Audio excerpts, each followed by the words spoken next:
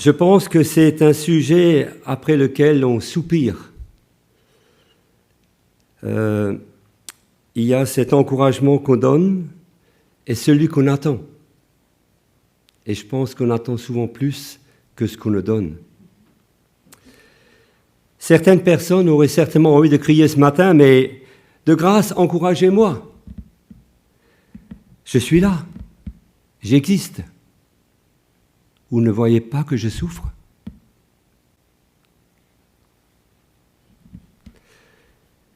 Et dans ces cas, comment réagir? Encourager? Oui, mais comment? Avec quelles paroles? Et je vais être très franc avec vous, je crois qu'on ne sait pas vraiment faire. On est à côté du sujet parfois parce que on ne sait pas écouter, et alors on risque de faire plus de mal que de bien. Et je constate donc cette réalité, on veut avant tout être encouragé soi-même, et ça vient largement avant la volonté d'encourager les autres. Si on est un peu franc avec soi-même, on doit le reconnaître.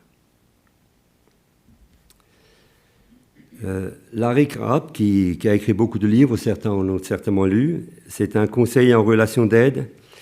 Il dit la chose suivante: nous préférons être celui que l'on protège plutôt que devenir celui sur qui l'on compte. Je répète, nous préférons être celui que l'on protège plutôt que devenir celui sur qui l'on compte. Moi d'abord, n'est-ce pas? Et pour progresser, il nous faut des exemples à suivre. Et nous nous penchons justement sur un exemple de la parole. Nous le suivrons dans sa manière d'être et de procéder. Puis nous évoquerons sa personnalité pour en extraire quelques éléments clés qui enrichiront notre réflexion. C'est-à-dire, comment puis-je être un encouragement pour l'autre? En préparant ce message, je me suis tout à nouveau rendu compte qu'en premier lieu, nous devons changer notre regard sur l'autre. Alors, quel sera notre exemple à suivre? Le livre des Actes nous le présente seulement une fois sous son vrai nom, celui de Joseph. Et ensuite, il ne sera plus cité que par son surnom. Certains ont peut-être trouvé, il s'appelle Barnabas. Alors, c'est bon? Voilà, on va lire ça. Donc, acte 4, 36 à 37. Un nommé Joseph possédait un terrain. C'était un lévite, donc quelqu'un d'instruit, quelqu'un qui connaissait les textes. Originaire de Chypre, les apôtres le surnommaient Barnabas, c'est-à-dire le prédicateur qui console et encourage. Il vendit son terrain et en apporta le montant pour le mettre à la disposition des apôtres. D'autres versions traduisent son surnom par « fils de la consolation » ou « homme de réconfort » ou encore « l'homme qui encourage ». Nous pourrions d'ores et déjà nous poser la question, quel est mon surnom? Est-ce que j'en ai un de ce style-là? Je laisse à chacun le soin de répondre pour lui-même. Pour étayer notre sujet, je me suis en partie inspiré d'un excellent livre. Il date un peu, c'est Maurice Decker qui l'a écrit, « Barnabas, tu m'encourages ». Donc j'ai pris certains sujets là-dedans.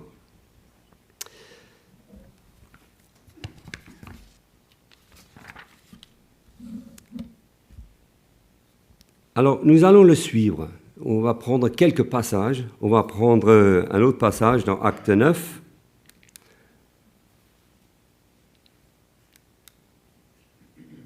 Acte 9, 26 à 27. Il se passe quelque chose dans l'église de Jérusalem. Ils apprennent que le fameux Saul de Tarse arrive à Jérusalem.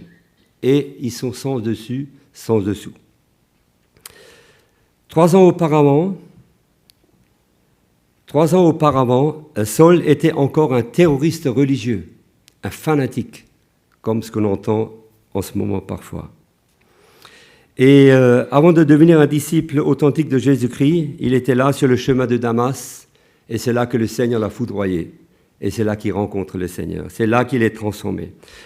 Aussitôt, arrivé à Jérusalem, après son séjour en Arabie, il désire rejoindre les disciples sur place à Jérusalem. Sauf, parmi ces gens qui sont là à Jérusalem, il y en a qui ont souffert sous les coups de Saül. Il y a là des martyrs qui ont souffert sous sa tyrannie. Facile de se mettre à leur place, n'est-ce pas? Et maintenant, il arrive chez nous. Mais qu'est-ce qui va se passer? Il va nous tuer. Il va nous mettre en prison, comme il a fait par ailleurs. Et le verset 26, il dit, on va juste lire, le verset 26, il dit que tous le craignaient.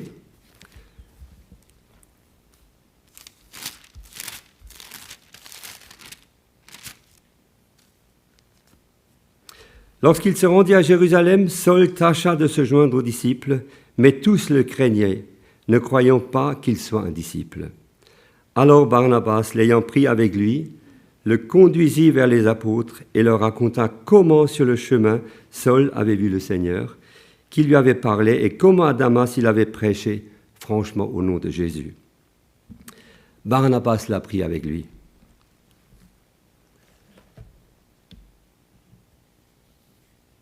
Combien j'aime ces débuts de versets. Ils avaient peur, alors Barnabas le prit avec lui. Une traduction allemande dit « Barnabas s'en est occupé ». Barnabas se détache du bloc des autres disciples. Il ne pense pas comme eux, il ne raisonne pas comme eux. Et il fait sauter le verrou qui empêche les disciples de Jérusalem d'accueillir. Barnabas est devenu un bâtisseur de ponts. Comment? Il a vérifié les bruits qui courent. Luc ne le détaille pas dans les actes, mais notons que, et c'est un signe très fort, c'est Barnabas qui va raconter la conversion de Saül. Ce n'est pas Saül qui va la raconter aux disciples de Jérusalem qui ont peur. C'est Barnabas qui va la raconter. Donc, s'il va la raconter, c'est qu'il s'est renseigné avant. Et il s'est certainement renseigné à la source même, auprès de Saül lui-même. Saül, est-ce que c'est vrai tout ce qu'on entend dire de toi? Dis-moi, je veux savoir. Alors Saül a dû lui raconter. Imaginez quelques instants la scène. Quand on lit la parole comme ça, quand on réfléchit un peu plus loin, qu'on essaie d'approfondir, on doit se poser ce genre de questions. Mais que s'est-il passé à ce moment-là? Et Saül donc lui raconte. Le cœur de Barnabas se réchauffe. Saül, tu es donc mon frère dans la foi? Je les imagine s'étreindre et se réjouir de leur future collaboration. Ça vous est déjà arrivé de rencontrer des frères ou des sœurs quelque part ailleurs, vous ne les connaissiez pas, et quand vous discutez, « Ah, mais tu es un frère ou une sœur ?» C'est formidable, n'est-ce pas? Vérifions les informations, chers amis, avant de parler de certaines choses. Avant de colporter des fake news, ces disciples, ils avaient entendu une partie de la vérité à Jérusalem, mais ils n'avaient pas entendu la suite.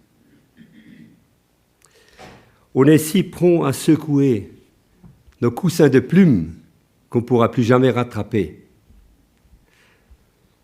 et qui se répandent partout. On entend un jugement sur quelqu'un et on le dit plus loin. Moi, j'ai rencontré des personnes qui ne m'ont jamais parlé et qui savaient des choses sur moi, certaines justes, mais il y en avait aussi beaucoup de fausses.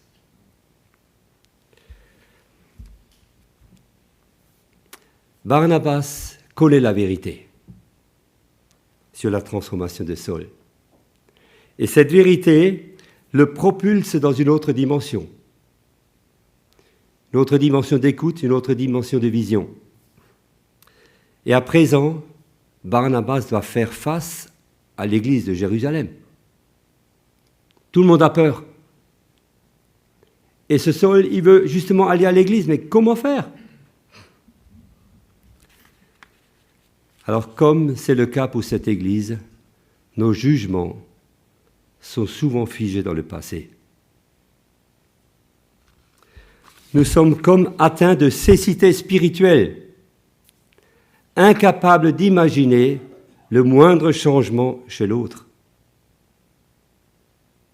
Je ne suis plus celui que j'étais il y a 10 ans ou il y a 20 ans. Vous, pareil, c'est la même chose pour chacun. Du moins, j'espère. Refusons la sclérose du regard. Notre frère Barnabas a élargi son champ de vision. Je vais vous lire dans ce livre-là un petit passage.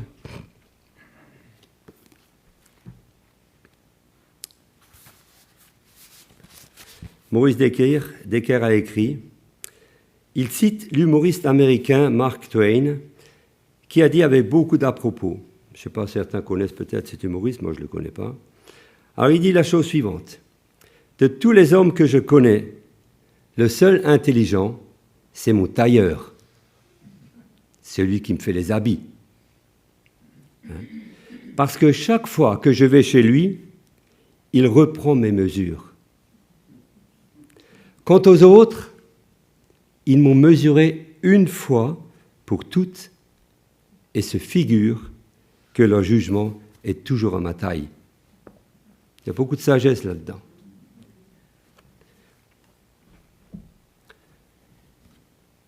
Barnabas est devenu un bâtisseur de ponts en vérifiant les bruits qui courent. Ensuite, Barnabas, j'en ai déjà parlé, il écoute avant de parler. S'il a pu raconter comment le Seigneur a arrêté Saul sur le chemin de Damas, c'est qu'il a écouté et qu'il a cru. Nous sommes parfois si pressés de faire passer des messages à l'autre et nous oublions d'écouter. Alors nous sommes hors sujet quand nous donnons des réponses. C'est tout simple, hein? C'est vraiment pas compliqué, cette théologie-là.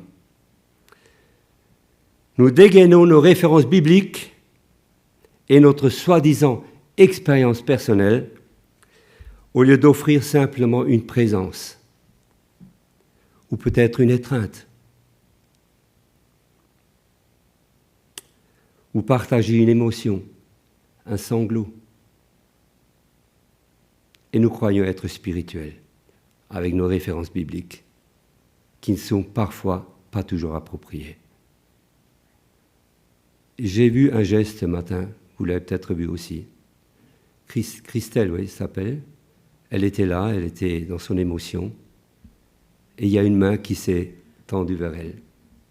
C'est ça l'encouragement, chers frères et sœurs. Dans sa forme la plus belle et la plus simple. C'est une façon d'encourager, sans faire de grandes théories.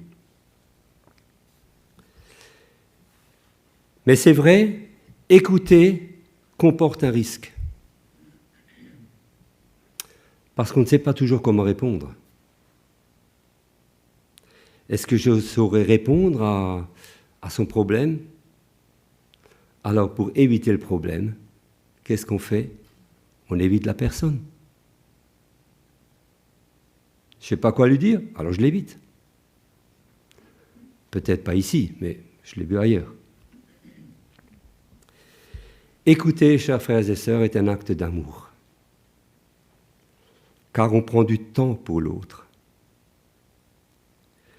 Au lieu de nous apitoyer sur nous-mêmes, écoutons une fois l'histoire de vie des autres. Écouter nous met aussi devant nos responsabilités de disciples envers celui qui s'ouvre à nous. Responsabilité quant à d'éventuels péchés, exhortation à la repentance, bien sûr. Ce n'est pas un domaine que je vais aborder ce matin. Ce n'est pas le sujet. Mais l'ami ne ferme pas les yeux sur le péché. Un véritable ami. Proverbe 27, verset 5 dit « Mieux vaut une réprimande ouverte qu'une amitié cachée. » Il ne s'agit pas de couvrir le péché dans l'encouragement. Pas du tout. Plus d'une fois, j'ai dénoncé le péché. Et croyez-moi, j'ai payé cher. Ça ne fait rien. Ça m'a coûté en termes de réputation. D'autres fois, on a apporté ensemble avec la personne, on est arrivé à aller au pied de la croix et on a déposé ces choses-là. Et quand on s'est écouté avec amour, la moitié du chemin est faite. Barnabas, il use de sagesse, de tact et d'amour. Toujours dans Acte 9, 27, Barnabas le prend avec lui. Et là, il se passe quelque chose d'extraordinaire. Et c'était cette étape qu'il fallait entre Saul et les disciples. Barnabas, il le prend avec lui et ensuite il l'a conduit vers les apôtres à Jérusalem, qui avait peur, qui se dit mais qu'est-ce que c'est ? Il vient vers nous le persécuteur. Il prend l'initiative et il fait même preuve de leadership. Et avec beaucoup de sagesse, Barnabas, il endosse d'un côté la peur de l'Église et de l'autre, il endosse le miracle du persécuteur repenti. Et il met les deux choses ensemble. Et pour que ça prenne bien, il ne donnera pas la parole à Saul, mais c'est Barnabas qui va raconter la conversion de Saul. Parce que c'est lui qu'ils connaissent. C'est un des leurs. L'homme de vérité qu'ils connaissent. Quelle sagesse! Il use de sagesse, de tact et d'amour. Quel est le résultat ? Je lis le verset 28 dans Paroles vivantes. Dès lors, il fut admis en leur compagnie et se joignit à toutes leurs activités dans Jérusalem, confessant hardiment sa foi au Seigneur et proclamant avec assurance son nom. Dès lors, il fut admis en leur compagnie et se joignit à toutes leurs activités. Peu de temps après, Saul a dû fuir parce qu'il était persécuté à son tour. Mais une autre aventure attend notre Barnabas. Les disciples de Jérusalem apprennent qu'à Antioche, il se passe quelque chose. Les païens se convertissent. Rendez compte ? Même pas les Juifs, ce sont les païens qui se convertissent. Qu'est-ce qu'ils vont faire ? Alors, juste pour situer le contexte, ceux qui ont fui la persécution à propos d'Étienne, où Paul était dans le coup, ceux-là qui ont fui cette persécution, ils évangélisent le Liban actuel, l'île de Chypre, la Turquie actuelle, dont la ville d'Antioche, qui s'appelle aujourd'hui Antakya. Et on estime à peu près à cette époque le nombre d'habitants environ à 500 000 habitants à Antioche à ce moment-là. Et c'est là qu'il y a ces conversions. Antioche était à cette époque-là la troisième plus grande ville de l'Empire romain, où dominait un mélange de pratiques religieuses avec une sexualité effrénée, sous le regard du dieu Apollon. Vous pouvez faire des recherches pour les historiens, pour ceux qui aiment l'histoire. Alors le bruit en parvient aux oreilles des membres de l'église de Jérusalem. Peut-il venir quelque chose de bon d'Antioche ?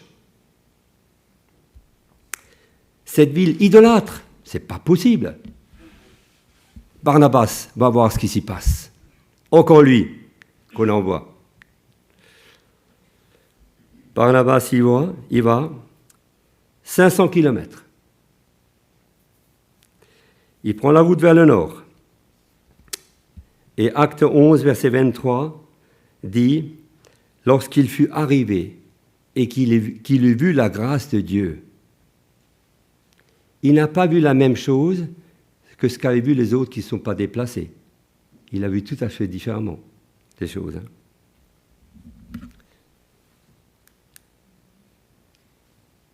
On va le lire, juste pour situer, acte 11.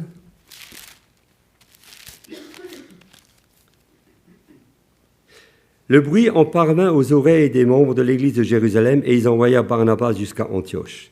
Lorsqu'il fut arrivé et qu'il eut vu la grâce de Dieu, il s'en réjouit et il les exhorta tous à rester d'un cœur ferme attaché au Seigneur, car c'était un homme de bien, plein d'Esprit Saint et de foi, et une foule assez nombreuse se joignit au Seigneur.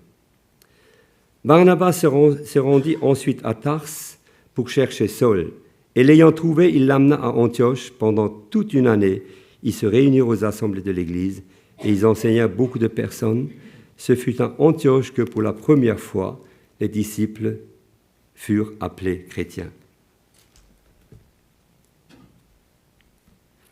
Le regard de la grâce.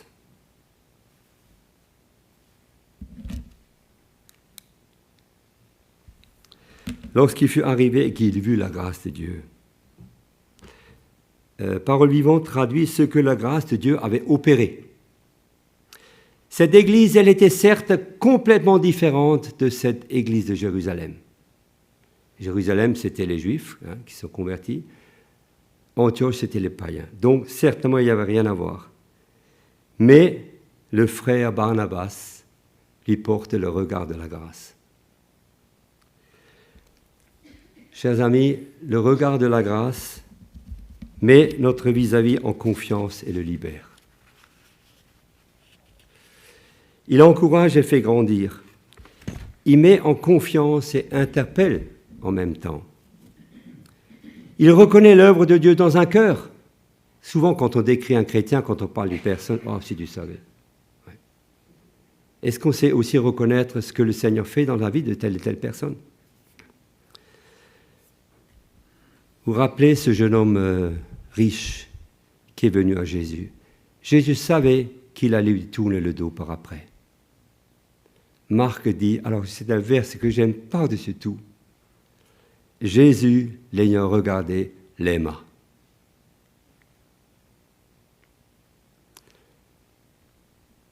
Ne croyons pas que Barnabas n'ait pas vu les problèmes de cette Église. Il ne manquait sans doute pas de discernement. Mais il voit en premier lieu ce qui est bien, beau, juste, et il se réjouit de l'œuvre de Dieu dans les cœurs, marqués jadis par toutes sortes de déviations. Le regard de la grâce, un puissant ennemi, c'est l'esprit de critique et de jugement. Cet esprit de critique et de jugement qui détruit plus qu'il ne construit. Je ne sais pas qui est ancien chez vous, je connais l'un ou l'autre, mais vous encouragez vos anciens. J'étais ancien par un moment, et il y a peu d'encouragement, enfin en tout cas, de ce que j'entends. On a toujours des choses à redire, et c'est sûr, on n'est pas dans la perfection, mais on peut quand même s'encourager, on peut quand même les encourager. Merci pour ceci, merci pour cela. Et si en plus vous priez chaque jour pour eux, le regard change aussi par rapport à eux. C'est la même chose que pour une autre personne. Une personne qui vous énerve, si vous commencez à prier pour elle, vous ne la verrez plus de la même manière. Barnabas avait vu les problèmes de cette Église, mais il voit ce qui est beau. Il voit l'œuvre de Dieu dans les cœurs. Ensuite, Barnabas, il avait un regard en profondeur. Celui qui traverse les apparences. On est tous beaux ce matin, n'est-ce pas? Mais c'est que les apparences. Il y a quelque chose derrière qu'on ne sait pas, qu'on ne voit pas, qu'on ne connaît pas forcément. Le regard de Barnabas n'est pas arrêté par les apparences. Il ne s'arrête pas aux apparences. C'est le regard qui sait faire la différence entre l'essentiel et le secondaire. Dans notre passage de Acte 11, quelle était la conséquence de ce regard? la joie. Il se réjouissait.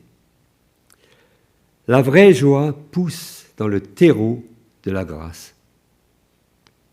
Il voit, il se réjouit et les exhorte tous à rester d'un même cœur attachés au Seigneur. Et si notre encouragement pour l'autre est dépourvu de cette dimension-là, quel sera le contenu de nos paroles? Ce sera creux. Si le but n'est pas d'encourager l'autre à l'attachement à Christ, d'où nous vient toute chose, nous n'aurons pas grand-chose à apporter. Et là, je crois qu'il y a l'essentiel, qu'il y a la clé de l'encouragement. C'est justement exhorter, rappeler, mais qui est le Seigneur? Comment il nous a conduits? Comment il te conduira? Quelle est l'espérance qu'on a avec lui? Et ainsi de suite. Je lirai un petit passage là-dedans. Encore. Un auteur inconnu a écrit « J'ai demandé à un étudiant ce qu'il désirait le plus. Il m'a dit « des livres ». Quoi de plus normal. J'ai posé la même question à un avare et il s'est écrié « de l'argent ». J'ai demandé à un mendiant et il m'a répondu faiblement « j'aimerais du pain ». J'ai demandé à un ivrogne, il ne voulait que de l'alcool. J'ai interrogé la multitude autour de moi, tous élevèrent la voix et j'entendis la richesse, la gloire, le plaisir. Ah, le plaisir, n'est-ce pas? Finalement, j'ai posé la question à un pauvre homme qui avait depuis fort longtemps manifesté le caractère d'un chrétien expérimenté. Il m'a répondu, je désire ardemment 3 choses. La première, c'est être trouvé en Christ. La deuxième, c'est être comme Christ. Et la troisième, c'est être avec Christ. Voilà l'espoir d'un homme qui aime le Seigneur.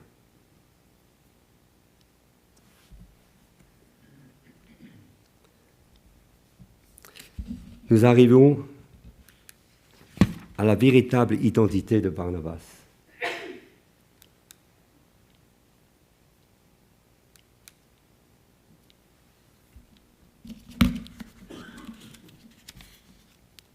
Acte 11, 24 dit, dans Parole vivante, Barnabas était un homme généreux et bon, rempli d'Esprit Saint et de foi. C'est ainsi qu'un assez grand nombre de personnes s'attachèrent au Seigneur. Donc nous sommes à Antioche. Nous avons ici son identité de cœur. Avant, on avait juste sa carte d'identité, d'où il venait, ainsi de suite, son origine, son appartenance. Et maintenant, nous avons son identité de cœur.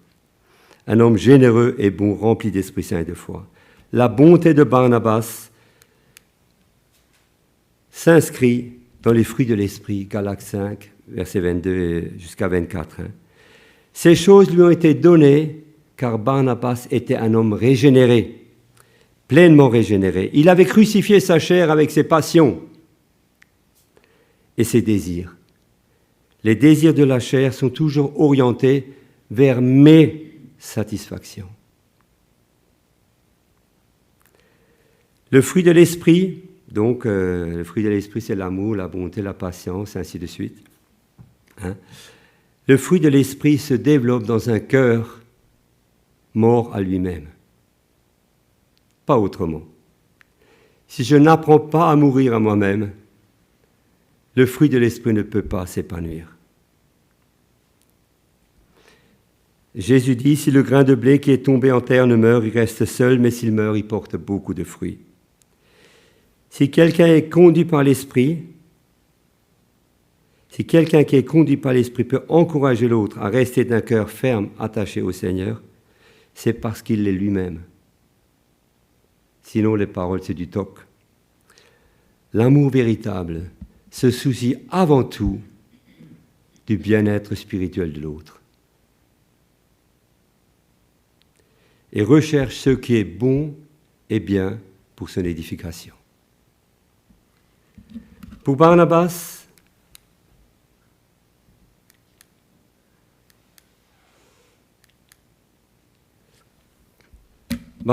était un homme de vision. Sa plénitude de l'esprit a fait de lui un homme de vision.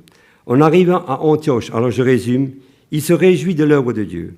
Il presse les croyants à rester d'un cœur ferme attaché au Seigneur. Il mesure les vrais besoins. Il se souvient après de son ami Paul qui est parti à Tars. Il va le chercher 160 km et il va le ramener dans cette ville. Barnabas est conscient du besoin d'un collaborateur. C'est ça de l'humilité, n'est-ce pas? Il appelle et ils font une belle équipe. Lorsqu'une vision donnée par l'Esprit se concrétise en action, alors nous sommes au cœur de la volonté de Dieu. Lorsqu'une vision donnée par l'Esprit se concrétise en action, nous sommes au cœur de la volonté de Dieu. C'est là que nous sommes bien. Et le fait que Saul revienne avec lui prouve que Barnabas a parfaitement su partager sa vision pour consolider l'église d'Antioche. Barnabas, je vais faire un peu plus vite, Barnabas est un homme de progrès. Il veut le perfectionnement de l'église d'Antioche. Alors que les chrétiens de Jérusalem étaient tellement sceptiques, mais là, Barnabas, il veut son perfectionnement de cette église. Pendant toute une année, ils se réunirent aux assemblées de l'église et ils enseignaient beaucoup de personnes. Imaginez cette équipe, aucune concurrence. Que le bien de cette équipe, que de cette église. Voilà tout ce qui est recherché. L'encouragement pour quelqu'un est souvent le déclic vers le progrès de la personne.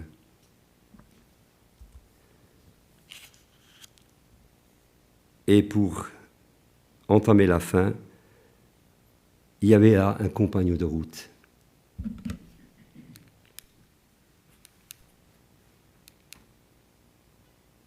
Notre compagnon de route, c'est qui? Le soir précédant la mort de Jésus sur la croix, Jésus s'est longtemps entretenu avec ses disciples. Vous pouvez lire ça dans l'évangile de Jean. C'est le seul à rapporter ces moments d'une intensité inouïe pour Jésus et ceux qui l'ont suivi pendant 3 ans. Ils sont troublés, agités. Ils ne savent pas ce qui va leur arriver. Est-il possible que tout s'arrête après ces 3 années merveilleuses? Mais Jésus leur a fait une promesse. Je vous enverrai un autre consolateur. Il leur présente le Saint-Esprit, donc paraclet en français, ce qui signifie être auprès d'eux, à côté d'eux, pour les réconforter, consoler, exhorter, plaider. Jésus qualifie, à ce moment-là, il qualifie son départ d'avantageux. Il dit à ses amis, il est bon que je parte maintenant. Je vais faire ce que j'ai à faire pour ce à quoi j'ai été appelé, mais je vais vous envoyer quelqu'un. Je vais vous envoyer le consolateur. Et si je ne pars pas, il ne pourra pas venir. Donc il faut que je parte. Quand Jésus était sur la terre, sa présence physique était limitée géographiquement. Et qu'une fois qu'il était parti, le Saint-Esprit était partout. Il a agi à travers le monde entier. Jésus était parti, mais le Saint-Esprit est venu, ce consolateur. La présence physique de Jésus est remplacée par une présence spirituelle de même qualité. Est-ce qu'on est conscient de ça? Jean 16, verset 14 dit « Il me glorifiera », donc le Saint-Esprit, « parce qu'il prendra de ce qui est à moi et il vous l'annoncera. » Christ vit en nous par le Saint-Esprit pour exercer ce merveilleux ministère d'amour consistant en accompagnement, consolation, encouragement, exhortation. Ralph Challis, dans ce livre « Le miracle de l'Esprit », l'a écrit « En fait, les seules mains que possède Jésus à présent dans ce monde, la seule langue, les seuls pieds, ce sont les tiens, les nôtres. Dieu a besoin de toutes tes facultés pour faire connaître le Christ autour de toi. Dieu désire utiliser tes mains. Il veut penser avec son cerveau, aimer avec ton cœur, etc. Nous sommes appelés à être l'amour de Dieu dans un corps, dans le corps que vous avez. Nous sommes appelés à être l'amour de Dieu dans ce corps. Quand un frère ou une sœur encourage, j'entends Jésus me dire, je viens faire un bout de chemin avec toi. De quoi souffres-tu? Dis-le-moi. Que veux-tu que je fasse? Dis-moi. Comment je pourrais t'aider? L'encouragement, c'est ça. Il y a tout un aspect concret que je ne peux pas développer ici, ce n'est pas le temps. Mais faire un tout petit bout de chemin avec quelqu'un, c'est comme si Jésus lui tapait sur l'épaule. Je suis là. Alors, on peut être maladroit, certes, mais quand le cœur y est, l'esprit y est aussi. Et le Seigneur dirige. L'encouragement revient souvent dans les lettres de Paul. Par exemple, dans 2 Corinthiens 7, verset 6, « Mais Dieu qui console les humbles nous a comblés par l'arrivée de Tite. » L'arrivée d'une personne. Voilà ce qu'une personne peut faire. Vous n'avez qu'à lire Romains 16, je crois, le dernier chapitre, où Paul, il cite toutes les salutations à un tel, une telle, ainsi de suite. Et tout ce que chacun a fait pour lui. Et tout ce que chacun est pour lui. L'encouragement revient à tout type d'expression qui motive le chrétien à progresser, même quand la vie est difficile. Osons chercher chez l'autre ce qui se trouve derrière ce qu'il est, derrière ce qu'il montre. Ne nous arrêtons pas à ce qu'il vous montre. Nous savons bien jouer la comédie. Larry Crabb, je cite encore, il cite 2 vérités cardinales. La première, et ça concerne le monde chrétien, les gens sont plus profondément blessés que nous ne le savons. Et il fait de la relation d'aide, il fait que ça. Il a dit, les gens sont plus profondément blessés que nous le savons. Et deuxièmement, la relation avec Christ constitue l'unique et l'indispensable possibilité pour guérir réellement, maintenant et pour toujours. La relation avec Christ constitue l'unique et l'indispensable possibilité pour guérir réellement. Si nous ne conduisons pas la personne vers le Christ, vers cette communion magnifique, extraordinaire, nous sommes à côté. L'encouragement, le relèvement se trouve en Jésus-Christ. Le pardon se trouve en Christ. L'avenir se trouve en Christ. Notre ligne d'arrivée, ça sera chez lui, ce ne sera pas ailleurs. Et si nous en cherchons une autre, nous verrons un jour qu'on était à côté. Chaque Église doit pratiquer l'encouragement. Chaque chrétien est appelé à encourager ses frères et sœurs. Une vie d'église, quels que soient les programmes, vous avez un programme et il en faut des programmes, c'est bon. Mais dans chaque programme, il y a les relations. Et nous pouvons utiliser les meilleures méthodes que nous pensons avoir. Si la relation n'est pas centrée sur Christ, tout est en vain.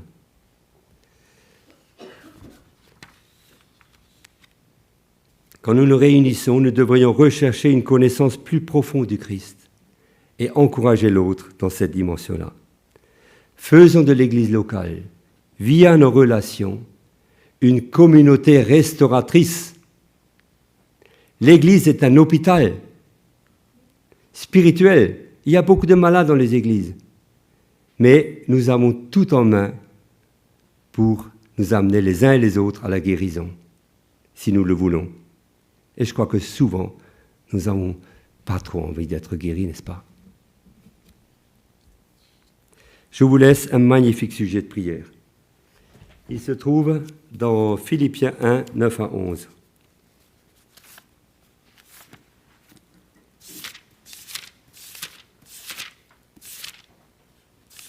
Philippiens 1, 9 à 11, je le lis dans la parole vivante. C'est pourquoi je prie constamment pour vous. Je demande que votre amour mutuel augmente sans cesse, tout en s'enrichissant en pénétration et en tact, afin que vous puissiez mieux comprendre les autres et trouver leurs besoins réels. Alors vous saurez discerner les vraies valeurs et vous serez capable de distinguer l'essentiel de l'accessoire et de trouver en toutes circonstances la bonne manière d'agir. Un tel discernement vous rendra pur et irréprochable, Ainsi vous parviendrez au jour de Christ sans tomber en chemin, ni causer la chute d'autrui. Vous paraîtrez chargés des fruits que fait mûrir en nous la vie éternelle produite par Jésus-Christ. De cette manière, vous ferez honneur à Dieu qui sera loué à cause de vous.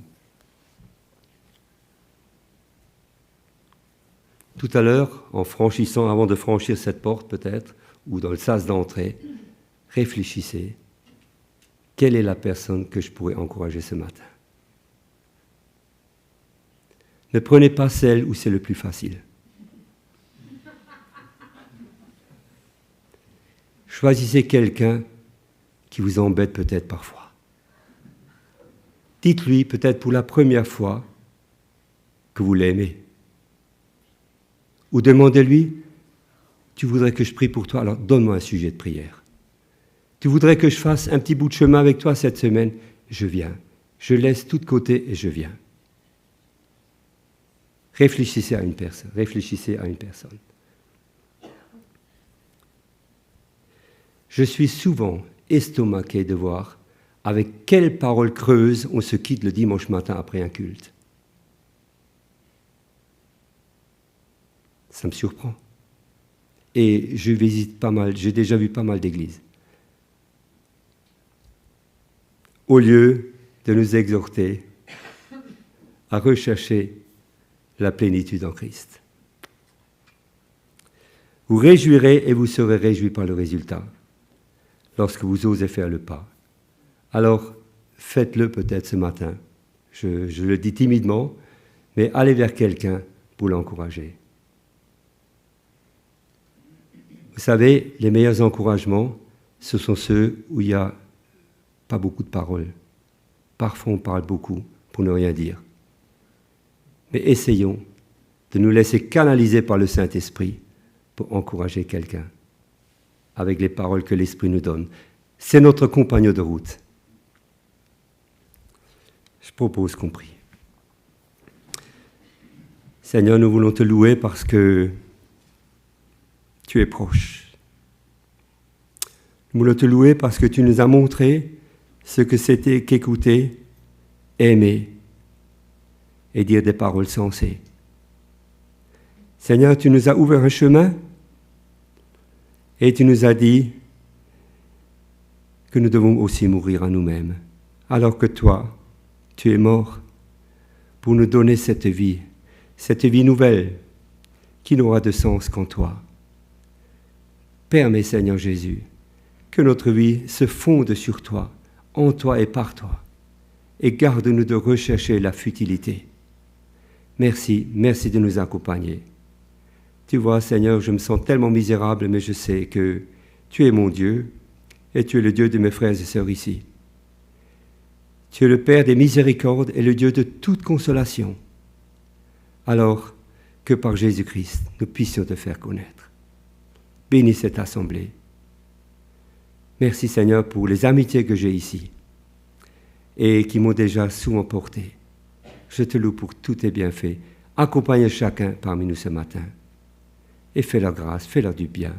Porte-les jusqu'à la ligne d'arrivée. Dans le nom puissant de Jésus. Amen.